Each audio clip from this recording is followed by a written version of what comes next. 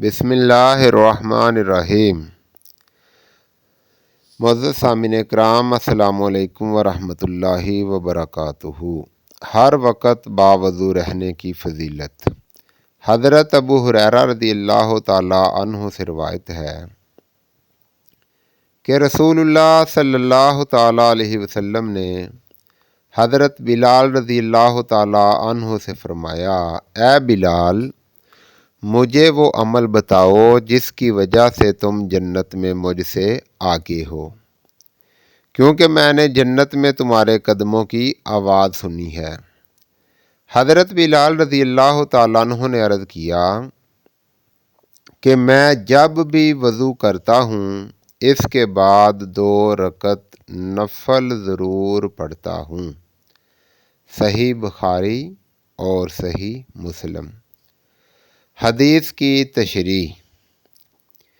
اس حدیث سے معلوم ہوتا ہے کہ ہر وقت باوضو رہنا اللہ تعالیٰ کو بہت پسند ہے۔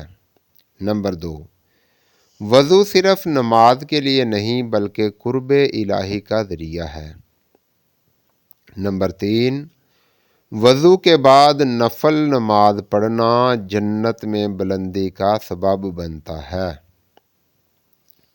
نمبر 4، چھوٹا مگر مستقل عمل اللہ تعالیٰ کے نزدیک بہت قیمتی ہوتا ہے۔ تو محترم سامعین کرام، اسلام ایک پاکیزگی کا دین ہے اور پاکیزگی کا سب سے پہلا دروازہ وضو ہے۔ وضو صرف چہرہ اور ہاتھ دھونا نہیں بلکہ یہ گناہوں کو دھونے کا ذریعہ ہے۔ نبی کریم صلی اللہ تعالیٰ علیہ وسلم نے ہمیں بتایا کہ بعض ایسے اعمال ہیں جو انسان کو جنت کے بہت قریب کر دیتے ہیں۔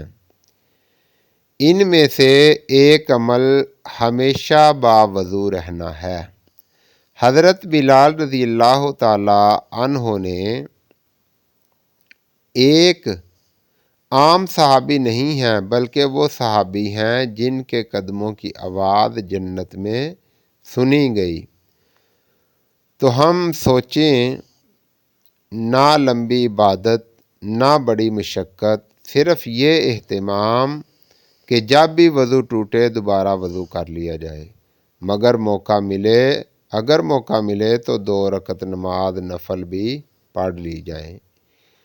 وضو انسان کو شیطان سے محفوظ رکھتا ہے، دل کو نور دیتا ہے، عبادت کے لیے تیار رکھتا ہے، اور ہمیں چاہیے کہ ہم سونے سے پہلے، گھر سے نکلتے وقت یا فارغ وقت میں باوضو رہنے کی عادت ڈالیں۔ تو یہ چھوٹا سا عمل ہمارے لیے بڑے اجر کا سبب بن سکتا ہے۔ اللہ تعالیٰ ہمیں ہمیشہ باوضو رہنے اور اس کی برکتیں حاصل کرنے کی توفیق عطا فرمائے۔ آمین بجاہ النبی الامین یا رب العالمین۔ Like, share and subscribe channel. جزاک اللہ۔